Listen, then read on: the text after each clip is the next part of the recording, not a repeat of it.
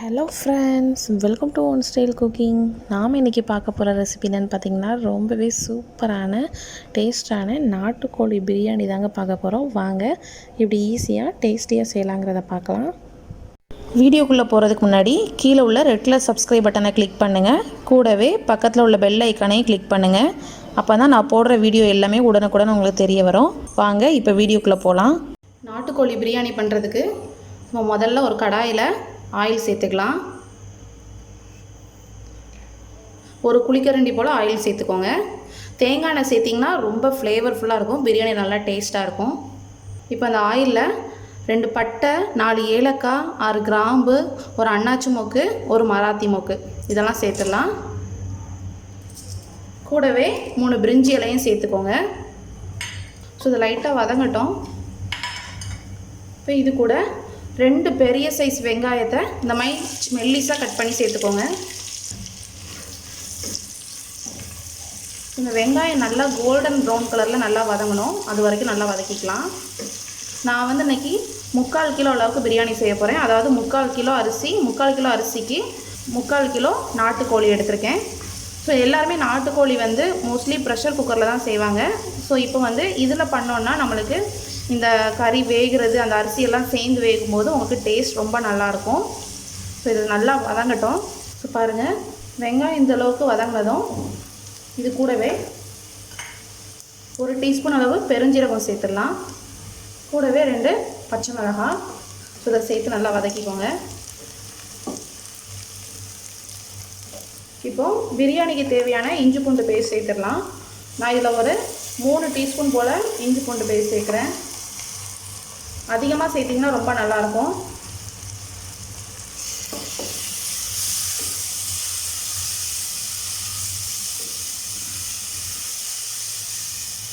இஞ்சி பூண்டு பேஸ்ட்டோட ரா ஃப்ளேவர்லாம் நல்லா போகணும். இந்த ஸ்டேஜில் புதினா கொத்தமல்லி 2யும் ஃபைனாக சாப் பண்ணி போட்டிருக்கேன். நறுக்கி போட்டால் தான் அதோடய ஃப்ளேவர்லாம் நல்லா இறங்கும். நீங்கள் அதனால் புதினா வந்து நல்லா கட் பண்ணி சேருங்க.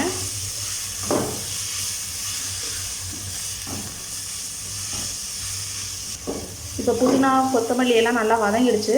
இந்த ஸ்டேஜில் 2 வெங்காயம் சேர்த்துருக்கேன். இதில் 4 தக்காளி ஆட் பண்ணியிருக்கேன்.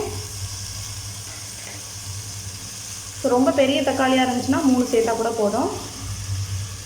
ஸோ இதை சேர்த்து நல்லா மிக்ஸ் பண்ணிக்கோங்க. தக்காளி வதங்குறதுக்காக கொஞ்சமாக உப்பு சேர்த்துடலாம்.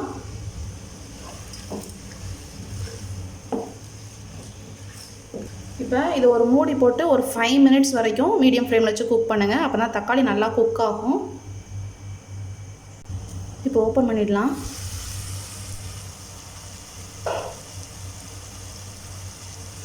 பாருங்கள், தக்காளியெல்லாம் நல்லா குக் ஆகிருக்கு. நல்லா மேஷ் பண்ணி விட்டுக்கோங்க. ஸோ இந்த ஸ்டேஜில் ஒரு 2 டீஸ்பூன் போல் தயிர் சேர்த்துக்கலாம்.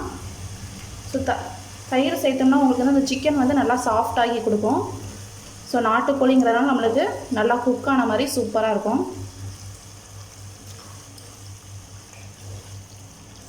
இப்போ இது கூட 3/4 கிலோ அளவு ஃப்ரெஷ்ஷாக வாங்கிட்டு வந்த நாட்டுக்கோழி. ஸோ பாருங்கள் எந்த அளவுக்கு அந்த கொழுப்பெல்லாம் சேர்ந்து அப்படியே ஃப்ரெஷ்ஷாக இருக்குது. ஸோ அதை சேர்த்துடலாம்.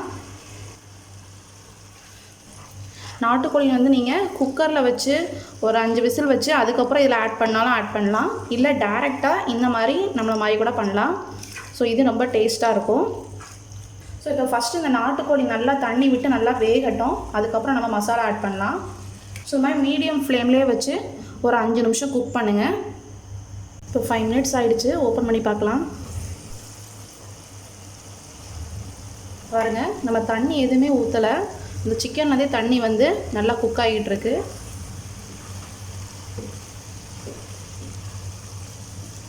இப்போ இதுக்கு தேவையான மசாலா ஆட் பண்ணிடலாம். 2 ஸ்பூன் மிளகாய்த்தூள், 3 ஸ்பூன் மல்லித்தூள், கரம் மசாலா நம்ம முதல்ல போட்டிருக்கோம். உங்களுக்கு தேவைப்பட்டால் கொஞ்சம் சேர்த்துக்கோங்க. நான் இதில் 1 டீஸ்பூன் மட்டும் கரம் மசாலா தூள் சேர்க்குறேன். இதுக்கு பதில் நீங்கள் பிரியாணி பவுடர் கூட சேர்த்துக்கலாம்.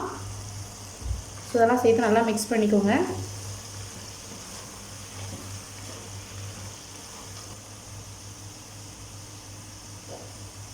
இப்போ இந்த மசாலாலாம் சேர்த்து 3 நிமிஷம் நல்லா மூடி போட்டு வைங்க.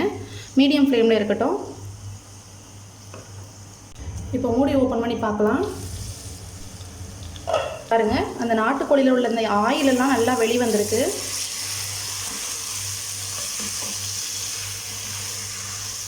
நார்மல் பிராய்லர் சிக்கன் மாதிரி நாட்டுக்கோழி சீக்கிரம் வெந்துடாது.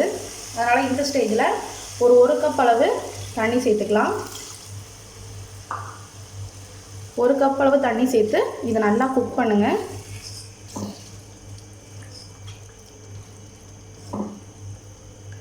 நீங்கள் எந்த கப்பால் ரைஸ் சேர்த்திங்களோ அந்த கப்பால் மெஷர் பண்ணி சேருங்க. ஸோ இப்போது இதை மூடி வச்சு இதை இப்போ ஒரு நல்லா மீடியம் ஃப்ளேமில் வச்சு ஒரு 5 மினிட்ஸ் குக் பண்ணுங்கள். ஸோ அப்போ அந்த சிக்கன் நல்லா வெந்துடும் நம்மளுக்கு. ஸோ 5 மினிட்ஸ் கழித்து பார்க்கலாம். ஸோ இப்போ 5 மினிட்ஸ் ஆகிடுச்சு. ஓப்பன் பண்ணி பார்க்கலாம். பாருங்கள், ரொம்பவே சூப்பராக ரெடி ஆகிடுச்சு.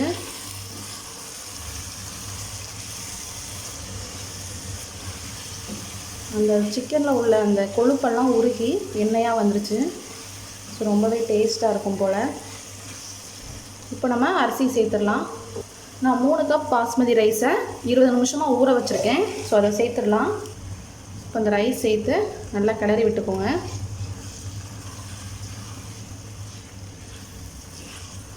ஒரு கப் பாஸ்மதி ரைஸ்க்கு 1.5 கப் தண்ணி ஊற்றுவாங்க. நான் 3 கப் பாஸ்மதி ரைஸ் எடுத்திருக்கேன். ஸோ இப்போ 4.5 கப்பு. 1 கப் ஆல்ரெடி முதல்ல ஊற்றிட்டேன். ஸோ அதனால் இப்போது மீதி 3.5 கப் சேர்த்துருக்கேன். தண்ணி கம்மியாக இருந்துச்சுன்னா கூட ஒரு 1/2 கப் கூட ஊற்றிக்கோங்க.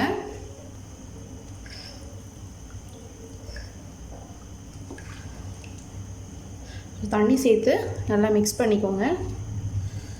ஸோ இந்த ஸ்டேஜில் நம்ம வந்து உப்பு காரம் செக் பண்ணி பார்த்துக்கலாம். காரம் சரியாக இருக்குது. உப்பு மட்டும் நான் பிரியாணி தேவையான அளவு சேர்த்துருக்கேன்.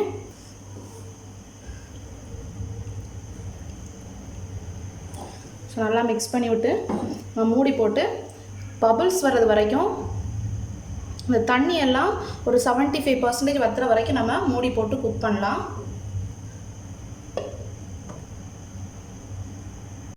ஸோ இப்போ பாருங்கள், இந்த மாதிரி பபுள்ஸ் வர ஆரம்பிக்க பாருங்கள்.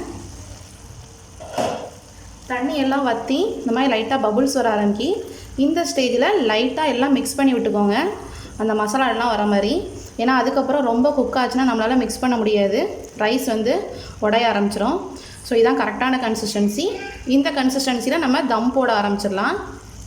நீங்கள் விறகடுப்பில் பண்ணியிருந்தீங்கன்னா அதோட கனலை வந்து மேலே தட்டினீங்கன்னா உங்களுக்கு வந்து தம் ஆயிரும்.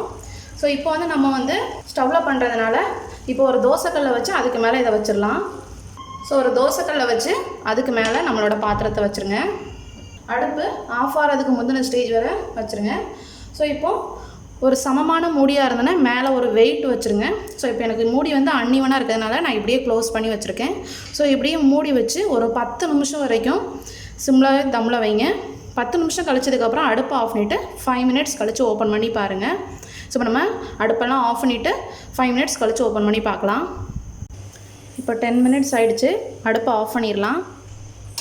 5 மினிட்ஸ் கழித்து ஓப்பன் பண்ணி பார்க்கலாம். இப்போ பாருங்கள், ஓப்பன் பண்ணி பார்க்கலாம். ரொம்ப கிளறாமல் கரண்டியோட பேக் சைடு வச்சு நல்லா கிளறி விட்டுக்கோங்க. ஸோ நம்ம ரொம்பவே சூப்பரான டேஸ்டான நாட்டுக்கோழி பிரியாணி ரெடி ஆகிடுச்சு. சூப்பரான சுவையான நாட்டுக்கோழி பிரியாணி ரெடி ஆகிடுச்சு. ஸோ உங்களுக்கு இந்த ரெசிபி ரொம்ப பிடிச்சிருக்கும்னு நினைக்கிறேன். இந்த ரெசிபி பிடிச்சிருந்துச்சின்னா நம்ம சேனலை லைக் பண்ணுங்கள், ஷேர் பண்ணுங்கள், சப்ஸ்கிரைப் பண்ணுங்கள், மறக்காமல் கமெண்ட் பண்ணுங்கள். தேங்க்யூ.